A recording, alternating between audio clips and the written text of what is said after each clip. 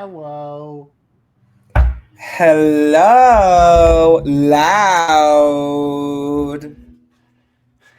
We both don't look exhausted due to various life events. Not at all. We both have not had a collective 6 hours of sleep between us in the past day. Yeah, we're making it through, y'all. Hi, welcome to the Cup TV, the part of the Currently Unnamed Podcast Network, where we put the real and the tea into reality, and you can always come here first to quench your thirst. I'm Brooke, fully relocated to Michigan in my new apartment, starting school on Wednesday. Dear God, I'm tired already today, though. Today was a lot, Not y'all. on I had the to go to side of the Walmart. road. I had to go to Walmart. Not on the side of the road. That's the truth. Shout outs to our Thursday Riley eviction party episode of Big Brother coverage if you want to see that. Which is Brooke jumping on a podcast with a flat tire. But here we are. Here we are. Here we are. And I'm being joined by. Hello, my name is Jack. I am the resident game designer of the Pinatland. Sorry, yeah. I just saw lightning over there. We're gonna need to stop for like 15 minutes. It's unsafe to podcast. Uh, in 15 minutes time, as long as we don't see another lightning flash, we're all good. If we see three, though, we probably are going to close the podcast for the day, just for safety reasons. I hope you understand. If you want a refund, no. And of course, I still get my day rate regardless. Oh, of So course, that's the best part. That's the best part. So yeah, so we're talking about Australian Survivor episode 5, aka The Moij, aka 8 girls, 2 men, and lightning. um, Eight, eight lovely women, a random Finnish wolf, and the king of the jungle. Not George. Not George. King of the Jungle, non-Georgia Terry. So yeah, it's been a crazy first pre-merge. We have seen two of the best players on the World Tribe based on their previous appearances, and two of the most iconic players of Australian Survivor. George is not a good player. Argue with the wall. And we've seen all men go home, meaning we are merging at 10 with 2 men. Ladies, you did it. You did it. You ate. Good job, ladies. And just to be clear as well, we started this season off 8 women, 6 men. No notes. I mean, no notes. I'm not complaining in the slightest. If a man wins this season, rotted. Rotted. Yeah. You know what? Actually, basically only if it's Luke. If it is Tommy, I'll accept it. I will accept it because that'll be so out of left field. I'll be like, yeah, you know what? Sure. If it's Tommy after the episode he had where his entire arc was based around him being which we'll get into in a minute. Tommy and the Rock Draw has become his new storyline in these 2 episodes. And it did pay off, and we'll talk about that when we get to it. But yeah, so we're coming off of Tony's elimination with the fire-making twist from the last episode, meaning we are officially 2 winners down, 2 remaining on this cast. Yes, I did not misspeak. Okay, good. Yeah. So 2 winners down, 2 remaining on the season. Both of them women from the World Tribe, still hanging in there. Our one Australian winner has been gone, so we're going to see how they can navigate this. Parvati comes back from Tribal Council. She's like, I don't understand why these men keep on giving me so much heat at Tribal Council. And then Suri with my quote of the week saying, I don't know why they keep giving you so much heat and then voting for me. Genuinely, I can't understand it either. It's like, yeah, I mean, we should really look at Parvati. She's a real problem. Anyway, Suri, just no. The Parvati's right phrase "I there. will be voting for Suri" needs to leave these people's lexicon. Like, they can't say it, they Yes. can't do it. Don't even consider it an option because it's not. You ain't getting her out. Give up. But I will also note this is just like a full pattern at this point. all of the 2 world vote outs that we have are unanimous votes, and then the 2 Australian votes that we have are chaos. Yeah, So and I wonder which format will be reigning supreme at this 5-5 merge. Truly, I feel like the odds are so in the Unan's favor, but beside the point. So we don't really have much of a tribe session after this little I yeah, wanted to work with Tony, but after that, it was easy to write his name down session. Because we head directly into the Survivor auction. Yay, Survivor yay. auction! You know, Ah, as an old school Survivor fan, seeing a proper Survivor auction without any of this, if you have the most money at the end, you don't have a tribal council bullshit, was quite nice. I quite it's enjoyed very it pretty. myself. Thank you very much, Aussie Survivor, for keeping old school Survivor alive. Thank you so much for that. Um, but yeah, everybody comes in, drop your buffs. We are officially merged. Yay! Yay! And No one is that does surprised. mean that Suri and Shawnee are the first 2 people to have merged 4 times. um, Which Shawnee is is insane. Shawnee is the first person to have merged on 4 seasons consecutively, which is one of the most wild statistics I have ever heard in my life. And spoiler alert, because Shawnee did make it past this episode, Shawnee will become the first player to get a single digit placement in her first 4 seasons, which again, wild. Uh, yeah, no, that is very casually insane. I'm trying to think. So, one, and just to be clear, Shawnee has made merge on every single one of her seasons. 4 in a row, That's baby. 4 in a row. I mean, granted, it's like, okay, we're not comparing. It's like, oh well, Suri didn't make it on one season. Oh no. Right? Heroes Which versus which one villains. did she Yeah, not? heroes versus Yeah. villains. She Yeah, and made that it was on Panama, made it on Micronesia, made it on Game Changers, and has now made it on Aussie versus the World. And with any luck, she will be the first person to make 5 merges after she merges in Survivor 50. Thank you very much, Mother Suri. Which we're gonna have to wait like 6 months to find out if that happens or oh not. god. But Oh, she'll merge. She'll merge. she'll She'll. she'll merge, and if not, there will be literal hell to pay. Like, I'm so It's sorry. rigged. I know the Survivor 50 cast has already filmed it. Now that I more than likely have a one person bridge, I will fight them if that happens. I'm so sorry. I cannot imagine Suri not making merge. So don't We do shall it, see. friends. We shall We see. shall see.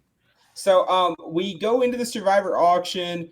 It's standard rules here. Everybody's got $500. Not sure if it's what currency we're operating with here. We're gonna say Aussie dollars for funsies. Aussie Uh, dollars, yes. Aussie dollars for funsies.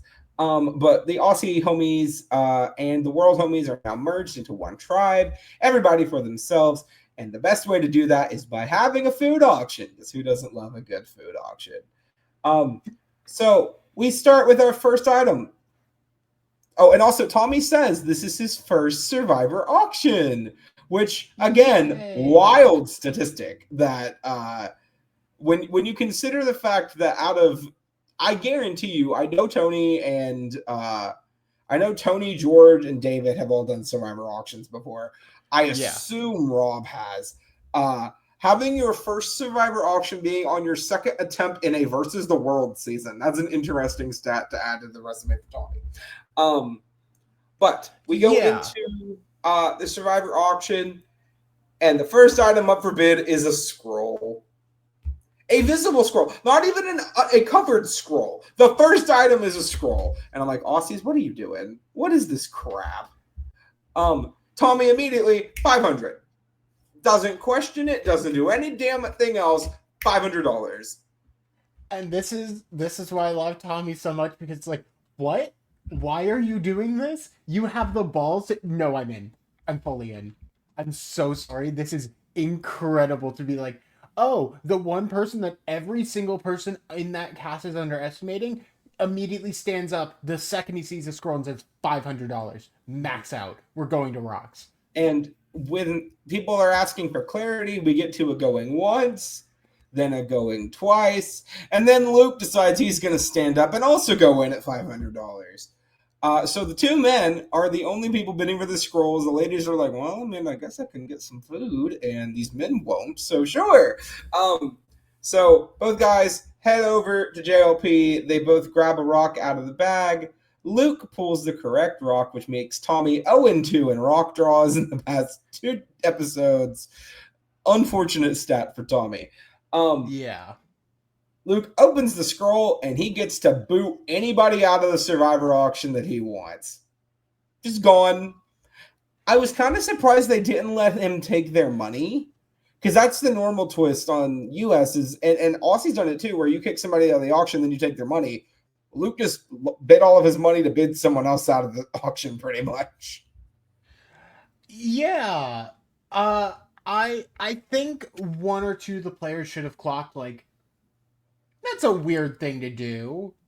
There's got to be something else behind it. It's like, oh, the first move is to throw someone out of an auction with all of the money that they spent being burnt. Huh. Yeah, it was Anyway, weird. not suspicious. Yeah, it was odd, and I will say, sitting there, like, listening to it, I was like, every time on US where this has been an advantage, there was always some sort of, like, food or, like, something waiting on the person when they got back to camp, or they got sent to, like, Exile Island, right? This is not an Exile Island season, so I was very much like, okay, I see you, Aussies. But Luke thinks about it for about 2 seconds, and then he picks Parvati, which was the least surprising answer I have heard all day. Parvati, though, was decided to be in her icon era and counted. Gave this man a count to 3 to change his mind. 1, 2, 2, 3. 3. Okay, I guess so. You made your decision. Now you're going to hell. Now you're going to die. Yeah. So No, Parv Parvati is leaves now the disposable. auction. Goodbye, Parvati. Parvati is dipped out. She's gone. So then we continue. Shawnee spends all but $20 of her money on a rack of ribs and some beer. And when I say a rack of ribs, like huge platter of ribs. They took a cow, literally took its rib cage and put it on a grill. That's pretty much what happened. Question. Yeah. No question. Huge. I thought it was like a buffalo steak at first. I was like, this thing is fucking huge. I don't know what it is, but it looks tasty. Apparently the ribs, according to Shawnee on the internet, were very good. So Shawnee gets this rack of ribs. We continue on. Lisa gets a club sandwich and a soda for $40, which may be the single biggest bargain I have ever seen at a Survivor auction in my life. Yeah, crazy stuff right there. I mean, simply put, I think everyone was like, okay, when are the advantages coming? When are they coming? Mm-hmm. We need which then brings me to the first covered item, and Kirby. I should turn down my brightness. It's kind of hard to see. Kirby just jumps on it. Kirby. So Kirby says, it's a $500. It's $500. It's a covered item. I want it. Goes up. It's this big glass tube of popcorn, right? And I see that, I'm like, oh, there's something in that damn popcorn. There is something in that damn popcorn. So honest. Not only does she know that, Raymond was on your season. The man who got a scroll out of a tub of popcorn that immediately screwed up a tribal. Kirby? Not even to mention the fact that David Gannett has one of the most infamous moments in all of Aussie Survivor, fighting the damn idol in the popcorn machine. So we can just say, I saw that tube of popcorn. I was like, there's something in the damn popcorn. No, Nothing in the damn popcorn. I was stunned. Nothing that we didn't. Nothing that we know about in the popcorn. For all we know, there's something at the bottom of the popcorn, and Kirby just didn't need enough to get to it. You would think. You would think, yeah. But I mean, there is something else that happens that kind of like shows. Oh no, that's where the advantage was hidden at this auction. We're getting there. We're getting there. We're getting there. Yes. I don't remember who. I think was it Lisa that bought the cake. I think it was Lisa. Somebody bought the cake. Somebody bought a cake. It was either Lisa or Sarah. I think it was Sarah. I think it was Sarah. Because she was like, "Oh my god, it's so moist." Yeah, it was Sarah. Yeah. Sarah buys this big chocolate cake with some maraschino cherries on top, and then the auction is just done. That was just it. There was nothing else in the auction. It was just a bunch of food. Okay. Cool. I was fine with it. This is what US Survivor should do, is just have a food auction and do nothing else. Don't make it game related. Just make them have food, because that's what we want. We want our people to be fed. We do not want these people to die. Watching people starve on TV is not fun. Yeah, I mean, and we got a nice reward out of it in terms of just like, aww, Luke now will be murdered by Parvati the minute he steps back into camp. Aww. And that's all I care about. That's all I cared about. Yeah, so we get back to camp. Parvati's there first, and she walks in, and there's this jar of cookies on the beach with a little scroll. Yay! And it basically says something to the effect of, well, you got bought out of the auction, have some cookies. These cookies will get you through the whole game, or you can share them with your tribe. But they give her the cookies in this jar with a big ass shovel. And I'm like, oh, she's burying the damn cookies. Oh, immediately burying the cookies. Immediately burying the damn cookies. So Parvati has a couple cookies, decides she's going to go bury them, digs a big hole, with a special shout out to James from Survivor China Micronesia, and he was his villains, our gravedigger, my guy. Also known as Banana Etiquette himself. But we then, Parvati goes to put, again, there's a glass jar, goes to put it in the sand, pop, the jar breaks, which might be the single biggest production gaffe I have seen from Survivor since, like, the buried treasure in Pearl Islands, maybe. Like, oh dear God, I was laughing so hard. She manages to salvage a couple of her cookies out of the rubble. But also, she finds a scroll inside the cookie jar. I cannot believe this story. Parvati has found a knowledge is power advantage. I will note, specifically, it is only able to steal idols. That's the only advantage Aussie ever does. Yeah, there's nothing in this game except idols. So, and the knowledge power advantage, which who has it? Parvati. It doesn't matter. Yeah. I mean, the sentence, Luke Toki of Australian Survivor won a rock draw against Tommy from Finnish Survivor at a Survivor auction, and threw Parvati Shallow out of said auction to let her go back to camp to find a knowledge's power inside of a jar of cookies that she broke. Which could potentially allow her to steal an idol from Cass from Survivor Quebec. I'm just saying. The fact... At a tribal council attended by the winner of Survivor New Zealand, Lisa. I'm just saying, this is batshit crazy. What a great Also, the fact that Parvati now has two idols. Well, basically has an idol and the knowledge of where one idol is publicly.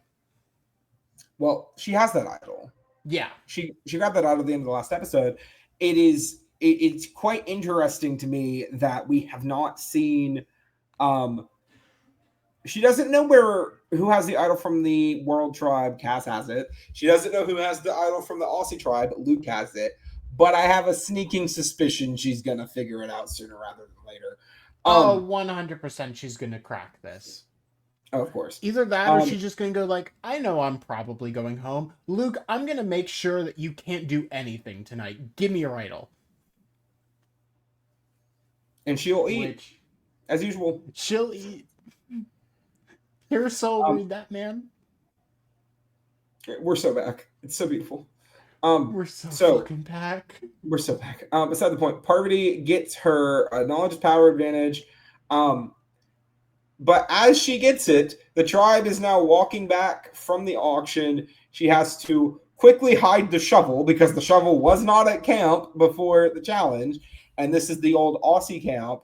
So the Aussies will all know that.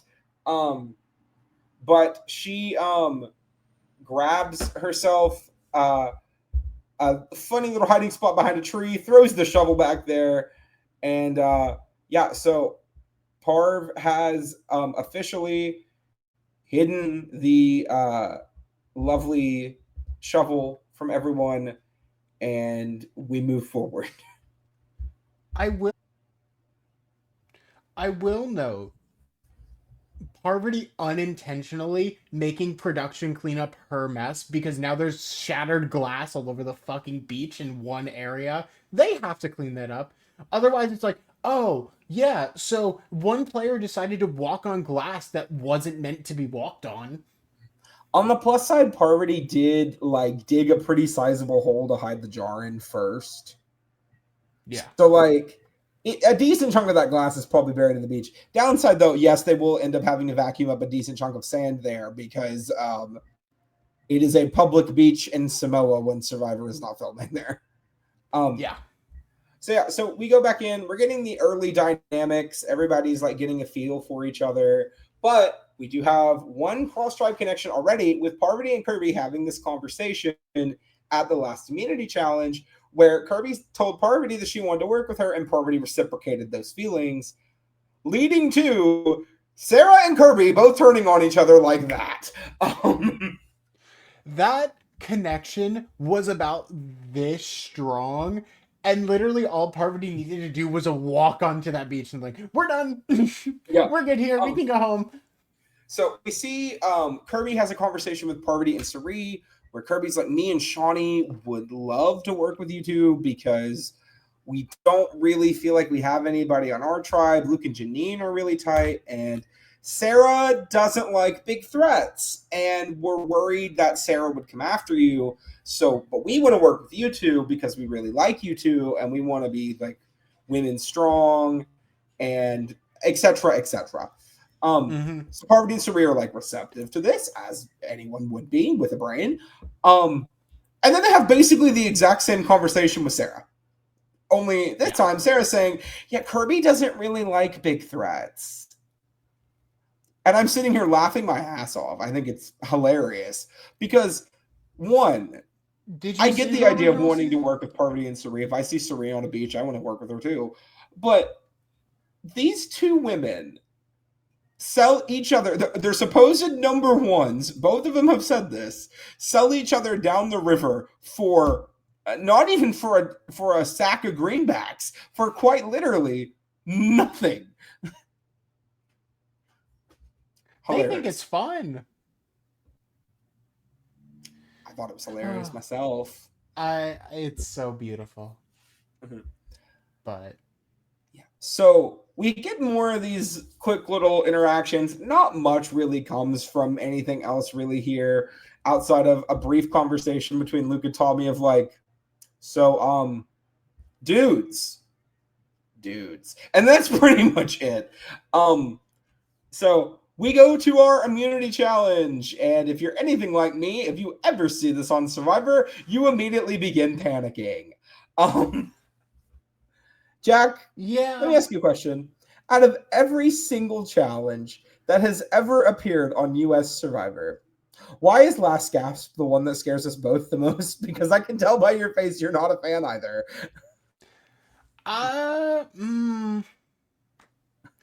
Scares me the most. I mean, that's probably just local delicacy eating because I don't have a strong stomach. No. But I also don't prefer drowning. So, like, in general, not gonna, like, really want to do this challenge. I get that it's iconic. I don't care. I like my lungs. I will pull a straight up Philip Shepard. If I ever see this challenge on a season of Survivor, I'll be like, yeah, I almost drowned when I was a kid. I ain't doing it.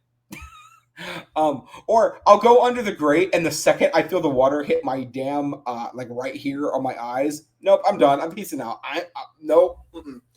Um, yeah. So in case you haven't seen Last Cast before, or you need a refresher, or you just don't know the name of this challenge, it's the one where they're under a grate in the ocean with the tide rising, and whoever stays under the grate the longest wins immunity. Dear God, I'm scared. Yay. Ugh. I want to say this is the worst conditions we've had for Last Gasp ever. Like, I don't think I've ever seen them do it in Samoa because I I remember don't. Last Gasp Yeah. was like a Karamoan thing, which I don't know where Karamoan is.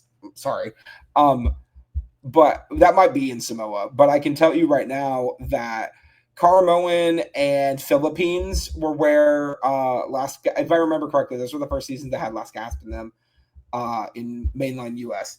So when I was watching those seasons, I was scared. Samoa is known for being a little bit harsher environment wise. So I was a little bit surprised that we saw Last Gasp here, but here we are. So the challenge And starts, just for your and note, Caramoan is the Philippines.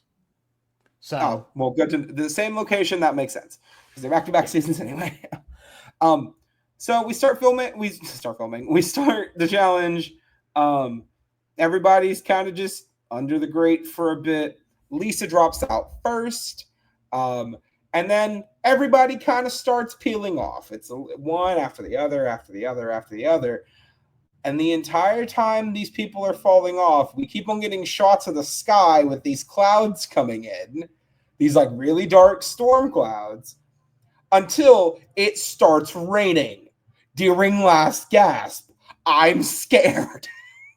That is genuinely. I could not think of a way to make this more extreme beyond, oh yeah, we're gonna make the water rise faster. And also, it's going to be raining on top of you the whole time. You Like know, I great. cannot think of a single challenge ever on Survivor, Big Brother, fucking Fear Factor. I cannot think of a single show that I have ever seen a challenge and been like, nope, that quick. Like the only other thing is maybe Dragula, and like even then, the only The thing I can think of I wouldn't only. want to do on Dragula is like the latex. I would not do the latex, but everything else, That's.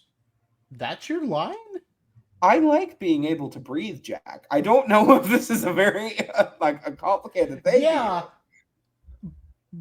Small thing. Um, what you're specifically mentioning is like 13 seconds at best. Okay, yes, but it's still too much. The 13 seconds of not being able to breathe is 13 seconds too long. Fair. 13 So, seconds not being able to breathe and also being electrocuted in the back. Both of those of probably course, good. of course. But yeah, the See, I only could do the one. body mod needles. I could do literally like in terms of the things that have been done on Dracula. I could do every and the freaking rats from season 5 could not do that. Too much Okay. stimulus, I would die. But everything else, I'm fine. But this is Basically, the first time my. Survivor has ever hit my nope, Yeah. nope. My only limit, I saw it on Fear Factor once and went, never need to see that again. It is a very similar idea to Last Gas, except replace the water with cement. What? Yeah. So, they had liquid cement pouring into a grate, and the entire point was to essentially unscrew the bars to get yourself out as quickly as possible.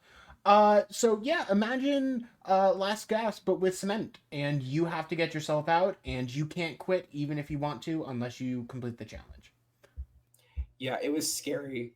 Um, that sounds awful. um, Yeah. No, So you can find it online. I don't It's want not a to. fun thing to watch. I don't want to.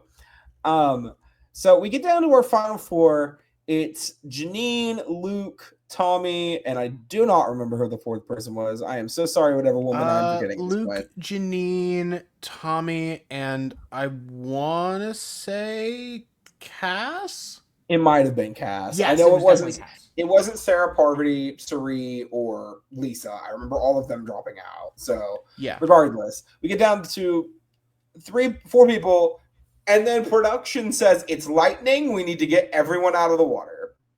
So everybody gets pulled out from the beach. I felt so bad for them because normally when you're playing Lost Gas, you don't know you won until someone comes and taps you on the shoulder and gets you out from under the grate. So everyone that was pulled out from under the grate all thought they won immunity. Tommy even cheered when he got pulled out from the grate. And then they all end up on the beach, and it's just, yeah. So Storm's gone. Good news. Bad news, though, the tide is now too high. The grate is completely underwater. We cannot continue with the challenge. And I believe this may be the first time we've ever seen something like this happen, where they offer all 4 players the ability to draw rocks for immunity. Oh, that specifically, yeah. Yes. The first time they have ever offered the competitors to draw rocks for immunity, or they can reject it and nobody gets a necklace whatsoever. That part I didn't like. Did not care for that part. Honestly, I think what this is going to force them to do in the future is to always have a like mini challenge that they can do off to the side, because this feels like a situation that should never have to occur. Obviously, this is a worst case scenario of, hey, we were halfway through a challenge and then had to stop due to nature. But like this feels like something where you should have a puzzle or a very, very quick endurance challenge or something similar versus just, well, we got some rocks. Mm-hmm. So I wish the challenge would have literally been something quick and easy. There are quick and easy challenges that Survivor has done before that would not take these people very long to do. Hell, they could have literally just had like a spelling board, like the Pearl Island spelling board challenge. That could have worked. But unfortunately for our 4 combatants, they are now leaving it up to fate. Everybody draws a rock, and finally, after 3 attempts and 2 episodes, are we ready? Tommy wins the rock draw. So Tommy wins immunity. Note the asterisk of Tommy technically didn't win immunity, the challenge, but he probably would have, just being 100. yeah, I mean, from the few shots we get towards the end, Luke is very visibly struggling, and Sarah and Janine don't look like they're gonna last much longer. Tommy is locked in, and I mean, He's got I that don't. snorkel on point. Like, he is good to go. Yeah, I'm gonna quickly check something to see if last gasp was ever used. Unfortunately, the Survivor Finish wiki does not seem to have it, at least not immediately available. So I don't know. The only thing they have is vote counts, because unfortunately, you're looking at a Finnish show on an English wiki. That's how it's going to work. Jack, why are you doing this backwards? Just What check do the you Survivor mean? Finland wiki. Oh my god, duh. Which Hey, season did he compete on? Which season did he compete 7. on? 7. Okay, just check the Survivor Finland wiki. And then we scroll down. Oh, wait, they don't even have immunity challenges listed on here either. What the hell? Yeah, I mean, do they not really? No. They have who won them, but That's they don't have the actual challenge. I will say Tommy did win 3 individual immunities in Survivor Finland, so it's possible that one of them was Last Gasp or some derivative of. But also, Survivor Finland does not strike me as the type of place to be filming. Where did they even film? They filmed in Malaysia. Okay, maybe, possibly. But beside the point, Tommy wins immunity, so the world are going to have a bit of a leg up going into this vote. where it starts storming again. So everyone is doing sheltered strategy. Yay, shelter strategy.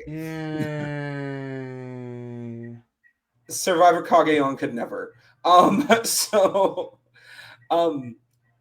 we get our first little bit of strategy where the World Tribe decides the safest option for them to vote for is Janine, because out of the people on the Aussie tribe, they think she's the least likely to have an idol or an idol get played on her. And the Aussies pretty much do the same thing, only they pick Cass. World Tribe, good read. Aussie Tribe, bad read. Mm-hmm. They probably would have picked Tommy had Tommy not won immunity, I would think. Yeah, unfortunately, Tommy does seem like a very easy scapegoat of just like, yeah, no one knows what he did. Obviously, no one knows what Cass has done either, but it seems like Cass is just connected with the world a lot more versus Tommy. Plus, there's 2 guys left, and one of them is Tommy. Yeah, it is interesting to see where the international players come in. And I don't mean the US players specifically in this sense, because we all, like, if you're an Aussie player, you know who Suri is, you know who Parvati is, you know who Tony is, right? And if you're even moderately into the international Survivor seasons, you know who Rob is. You are aware of him at least. And 100% you also know who Lisa is. That's not because a question. Aussie and New Zealand, they're like right there. Yeah. Tommy and Cass are interesting because they don't have that level of notoriety. I would even argue in their own franchises, really, where they're like, I wouldn't say either one of them are like the poster child of their franchise based on what I know about both those franchises, which I will admit is not very much. So coming into this, I think they have a little bit of an advantage and a disadvantage where people don't know what they can do, which is good and bad. So we'll see how that turns out for both of them moving forward. But what we can say, though, is it looks like at this point heading into the vote that it was going to be all of the Aussies were going to be voting for Janine, and all of the world was going to be voting. All the Aussies would be voting for Cass. All of the world would be voting for Janine. And if Cass played her idol, then Janine was going home. Until. 1 second. Hold on. Yep, okay. She showed up. I was like, what are you doing? Oh, yeah. Look who showed up again. She appeared. Kirby appears with Shawnee in tow. And I will say, I will never call Shawnee a follower in any capacity here. They were both actively playing a role in this where they pull Parvati and Suri aside and say, look, everybody expects us to vote on tribal lines. That's boring and stupid. Okay? We want to vote out Sarah. And if you two vote with us, that's the majority. Because even if our other 2 tribes stick with the people they're voting for, we have 4. Now, I hear this, and I'm Parvati and Suri, and I'm like, oh, they might be trying to get me to throw my vote so I don't vote for Janine, and then they get the majority, and we're fucked.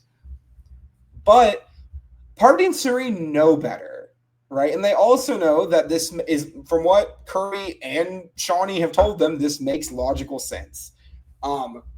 So we start seeing the gears turn, and Parvati and Suri are debating it. They have a conversation with the rest of the world people, and they say, I think we might do this if you all keep your votes on Janine, so that way if something goes south and like Sarah pulls out an idol or whatever, we at least go to a tie. And the Aussies, the other 3 Aussies, being Sarah, Janine, and Luke, don't know anything about any of this. No, they think it's a very simple 5-5. And then we head to tribal council. Which I will say, in terms of actual tribal councils this season, probably the least eventful of the 5 tribal councils, but the build up to this vote. Incredible. The entertaining part of this vote is the stuff that happens far before the vote. Because everyone just kind of needs to keep it on the 5-5 line in order to not raise suspicion, so everyone just kind of needs to shut up. But we're getting some fun conversation, talking about idols, talking about, who you're going to work with. Parvati responding with a really great line. JLP asks, is there anything wrong with 2 alliances going head to head? Parvati says, no, there's nothing wrong with that if there's only 2 alliances. which Parvati Shallow, I cannot believe you took such a long hiatus from reality TV. That when you came back for Winners at War, you were just like, oh, I used to do this a lot, didn't I? Okay, let me just grab my bag and throw it over my shoulder, and here we go. We're just going again. She has not missed a step. I am so happy she is back on our lives. Good. But we go to the vote. And the big question is, are Shawnee and Kirby going to follow through with this move? And is Sarah going to go? Or did they completely dupe Parvati and Sari? And will it be Cass? Or is something else crazier going to happen? Is Cass going to play her idol? And then suddenly we have a Janine going home in a 3-2 vote, I believe would have been the numbers on that. It would have been in that case if final 10. Cass plays her vote and they and Aussie sticks strong. It's 5 negated, 3-2. And Janine would go home. So a lot of options here. But here we go into Tribal. We get our first 3 votes, or our 3 votes for Janine. Then we get 2 votes for Cass. And then we get 2 votes for Sarah. And then another vote for Cass. And then a vote for Sarah. And suddenly, it is 3 votes Janine, 3 votes Cass, 3 votes Sarah, 1 vote left. And our 5th player eliminated and our first member of our jury is Sarah. That feels like a pretty massive hit. Gagged. Gagged them a bit for sure, because Janine stunned, Luke stunned, Sarah baffled, shocked, confused. She fixes her face pretty quickly, but there was a split second moment she was like, I do not think I have ever seen a tribal council where the outcome coming into the episode shocked me this badly. Maybe since Maury got voted out in MPGX, like that might be the last time I was really stunned. Because coming into this episode, I would have thought if anybody was safe here, it would have been Sarah. I would have thought Sarah could link up with the Aussies and maybe flip over to the world, and maybe we'd see like Kirby and Shawnee on the outs. I thought maybe there was a possibility that Sarah would flip to the world side by herself, and maybe we'd see Janine go home. And I thought if anybody was going to get targeted on the Aussie side, it wouldn't have been Sarah. But dear God, they got me again, and Sarah is officially the first member of the jury, and it is now time to do our ceremony real quick. Hold on 1 second. Oh, what? Why is it this one? Ew. That's not the one I clicked. Eep. I have no idea what you're doing, but sure. Oh, that. Yes, of course. I was like, what are you presenting? All right. So Sarah is out, meaning we are down to 4 Aussies left. Based on our graph, Cass, you are now in trouble. I am so sorry. But here we are. Yeah, so we officially have the Black Widow Brigade 2.0, which featuring Shawnee Bodle and Kirby with Sari and Parvati. What a sentence. And just mentally having the context of Kirby doesn't know how amazing this is. Kirby does not have the context of Sari and Parvati's legacy and is yet contributing to it in such a way that is incredible. This is the pairing I wanted going into the season, was Sari or Parvati with Kirby. Fully sold, everything I wanted. Jack, top tier season. Isn't it lovely to be us right now? Isn't it lovely being us right now? Because it's so beautiful. It is now time for a draft update. And if you look at our graphs, Jack and I are the only 2 people with all 3 clients remaining. So we can say that once again, Lana and David have taken a hit here, both losing Sarah. So Lana down to Sari, David down to Luke, Logan still hanging in there with Parvati and I cannot. Is that Janine? Parvati and Janine. Lewis only has Lisa, and then Jack and I are sitting over here with our original teams, just like, oh, you guys lost people. That's so sad. Oh, that's so unfortunate. Anyway, I got the footballer, three fields, and a wolf. And I have a team of cunty women. So, Yes, work team of objectively cunty women. correct. So now here's where I'm curious as to going into next episode, Jack, and I also want to hear your perspective on this. Do you think that Lisa and Cass are going to join in, make this a 6-person majority Black Widow Brigade, sending out Tommy, Janine, and eventually Luke? Or do you think that both sides of the world and the Aussies are going to come together and go against the new Black Widow Brigade? Unfortunately, there is now a 5-4 majority of people being very confused at what just occurred.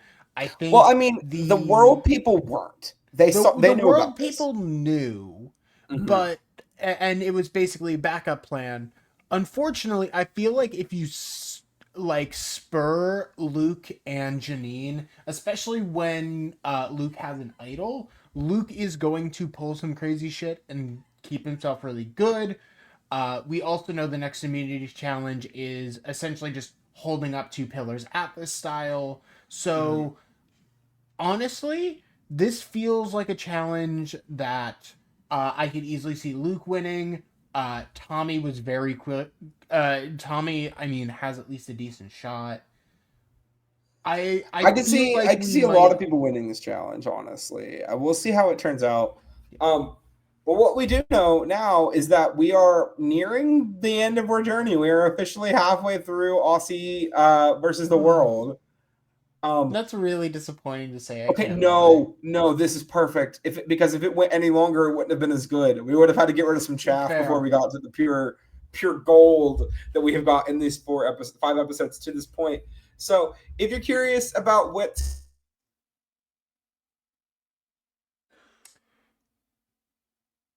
That is something we will go ahead and cut out. Brooke, are you still there?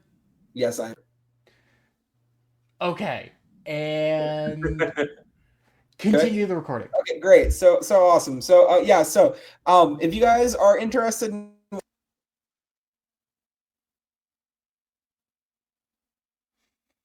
to us yap and get mad when people we want. All right, so sorry about that, y'all. I'm in technical difficulties, but beside the point, what I was getting at, if you're interested in watching any of the rest of our Australian Survivor Aussie versus the World coverage, go ahead and check out our first 4 episodes, our draft, our cast assessment. All of that is here on the Cup TV. We're still going to be coming at you for the rest of the season, so make sure to keep your eyes open for all of that. And of course, who did you think was going to go home this episode? Are you as surprised as we are that Sarah was the boot here? Let us know. And finally, most importantly to me, who do you think is going to win this season and why is it Parvati? Let me know down below. Jack, I'm the CEO of the Parvati Shallow fan club. This is what I do. No, that's fair. That's fair. It's just I am the unofficial American chair of the Kirby fan club, so like I kind of. Well, right now, our 2 organizations are working together. Yeah, that's fair. So we're both winning, so it doesn't matter. We're both winning. And you know how you guys can win if you go to lowngcreations.etsy.com and buy yourself a cup mug. Cup mug. I have one too. I just forgot it when I moved, and it's getting mailed to me. Yay! Yeah, so you and yours can get your cup mugs at longcreations.etsy.com. That link is in the description down below. We ship domestically, internationally, so there are no excuses. And of course, if you're already here and you've been here this long, go ahead and hit that subscribe button down below. We are trying to get to 1,000 new subscribers across all of our channels this year, so it would be lovely for you to join us on that journey. Stay tuned for all of our coverage coming up, including our Big Brother coverage that is ongoing. Traders is coming back soon. Traders Ireland is happening soon. There may or may not be a show coming up soon that is just going to be Jack and I talking about it. So keep an eye open for that. A little mini series. Imagine the genius, but it's not just me. We're gonna also RIP Genius UK. Yeah. RIP Yeah. Genius UK, more than likely also RIP to Genius US. Uh, I I know that the creators are suffering from it, but I also know that they are incredible people and they will figure out how to get these shows somewhere else. Because Exactly. unfortunately, ITV was just not the place. So let us know down below where you guys are wanting to see from us. If there's anything you want to cover with us, come on in. Let us know. Message us. DM us at the Cup Pod wherever you follow us on socials. And thank you so much for joining us. But it is now time for us to head out.